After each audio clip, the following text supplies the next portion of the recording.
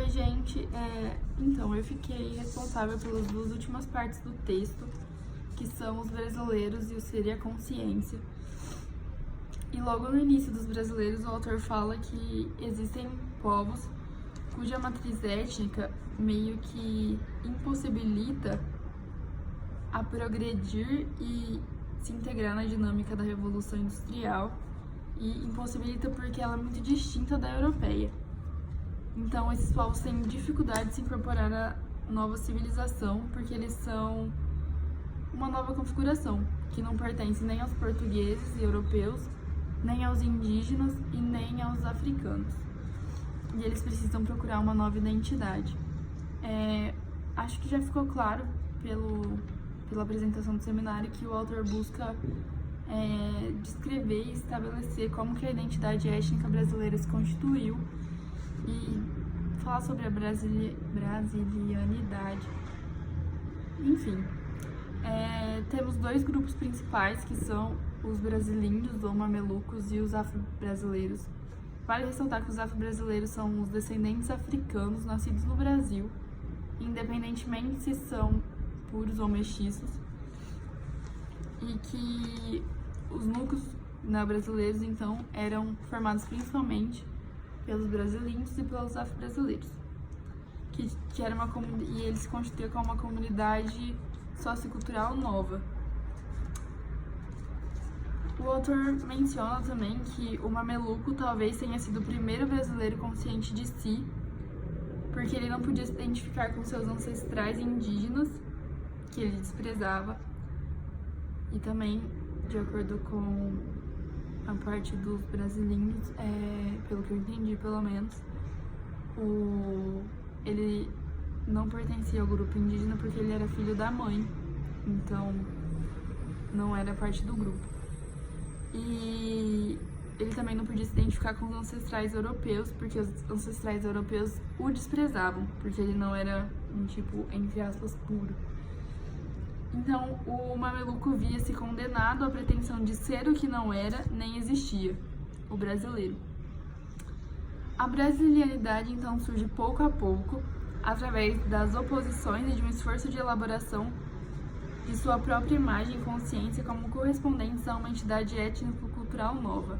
Ou seja, esses grupos que não eram ninguém, tanto os mamelucos quanto os afro-brasileiros, eles precisavam de uma identidade para si, de um grupo, e ter sentimento de pertencimento, porque eles não eram ninguém, eles não estavam em nenhum dos grupos existentes, dos indígenas, dos europeus ou dos africanos.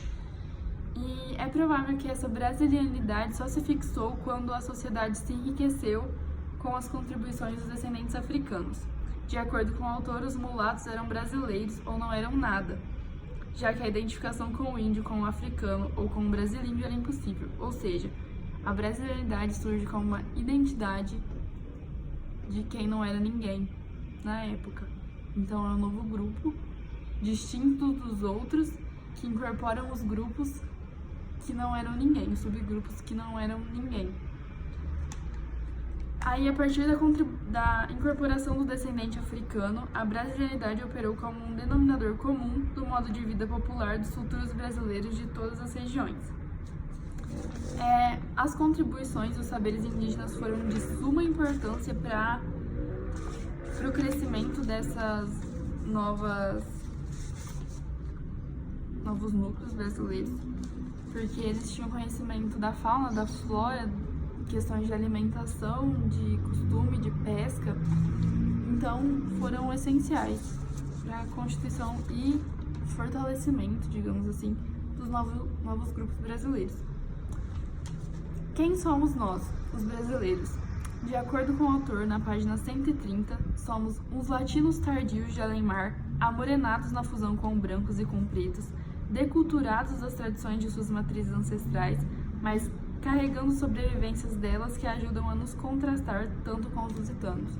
Ou seja, a gente é um tipo único, mesmo que misturado, mas a gente não carrega essencialmente, intrinsecamente, nenhum elemento 100% da nossa matriz ancestral. E a gente, às vezes, é renegado por elas. Então, os neo-brasileiros são feitos pela transfiguração das suas matrizes. E a tarefa de fazer o Brasil é designada a eles. E eles não se identificavam com o europeu, nem com o africano, nem com o índio, e por isso foram forçados a criar a sua própria identificação para ter uma identidade grupal, um pertencimento de grupo e sair da linguandade. Eu não sei se fala assim essa palavra, mas enfim. Nas palavras do autor, na página 131, o brasilíndio, como o afro-brasileiro, existiam numa terra de ninguém, etnicamente falando, e é a partir dessa carência essencial para livrar-se da linguandade de não índios, não europeus e não negros que eles se veem forçados a criar a sua própria identidade étnica, a brasileira. Então, a brasilidade, a identidade étnica brasileira, é uma tentativa de agrupar pessoas que não eram consideradas ninguém. E quando surge o brasileiro consciente de si? Isso se dá quando milhões de pessoas passam a se ver não como oriundas dos índios, ou dos africanos, ou dos europeus. Porque eles não eram aceitos, essas pessoas estavam num contexto diferente, estavam com uma cultura distinta e uma formação de mestiçagem completamente distinta. Eles não eram, tipo, entre aspas, puro, então não pertenciam integralmente a nenhum grupo. E por não pertencer integralmente a nenhum grupo aceitava integralmente também.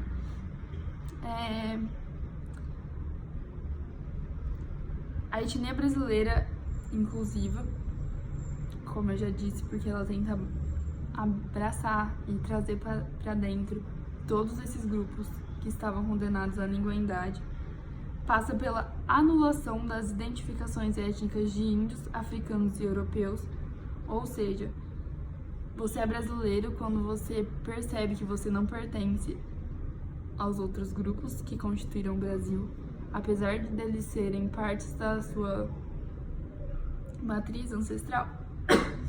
Você não pertence a esses grupos, você está num contexto diferente, numa sociedade distinta, enfim. E pela indiferenciação entre as várias formas de mestiçagem, ou seja, a etnia brasileira comporta as diferentes formas de mestiçagem e cada pessoa desse conjunto que se estabelece brasileiro tem a sua especificidade, a sua matriz, a sua formação parental de diferentes raças, mas mesmo assim eles são partes de um grupo que é o grupo brasileiro, que por sua definição é mestiço, mas não integralmente nada. Então, o que acontece? Os grupos... Tá repetitivo, mas é basicamente isso. Resumindo tudo que foi dito até agora. Os grupos que eram considerados ninguém, que não se identificavam com os outros grupos, que eram os europeus, os indígenas, os africanos, eles precisavam de um pertencimento de grupo, de se sentir integrado a um grupo. E dessa necessidade surgiu a brasileiridade e a etnia brasileira, que tem como premissa juntar todas as formas de mestiçagem em um único grupo. Então, por definição, a brasileiridade é uma raça de raças não puras. Não sei se está certo, mas é a minha interpretação. O autor, na outra parte do texto, que é o Ser e Consciência, fala que as marcas da construção da etnia brasileira, elas são expressas através de pessoas que elas infelizmente não estão tipo, pá, isso é marca da constituição da etnia brasileira. Isso é com o tempo, é progressivo, enfim. E como um representante que expressa as marcas da construção da etnia brasileira, a gente tem o Frei Vicente do Salvador, que é do século XVIII, E ele antecipou o sentimento de brasileiridade que só amadureceria com os companheiros de Tiradentes. E foi o primeiro intelectual assumido como inteligência do povo nascente, solidário sobre a nossa identidade, fez uma descrição sumária dos indígenas e fala sobre os nossos rios, a fauna, a flora. E ele fala também que os colonizadores pretendiam levar tudo para Portugal e usavam a terra brasileira só para usufruto. Ou seja, usava, largava destruída e se mandava. Então, o povo brasileiro é construído por si mesmo numa tentativa de formação grupal, de pertencimento, de... É isso, entendeu? É igual, sei lá, plenamente ciente de que era uma gente nova e única, se não hostil, pelo menos desconfiada de todas as outras. Bom, é isso, gente. Agora o grupo provavelmente vai dar continuidade, vai postar alguns vídeos pra vocês. E espero que não seja tão ruim ver os vídeos, principalmente o meu e da Ana. E é muito difícil gravar vídeo e é isso.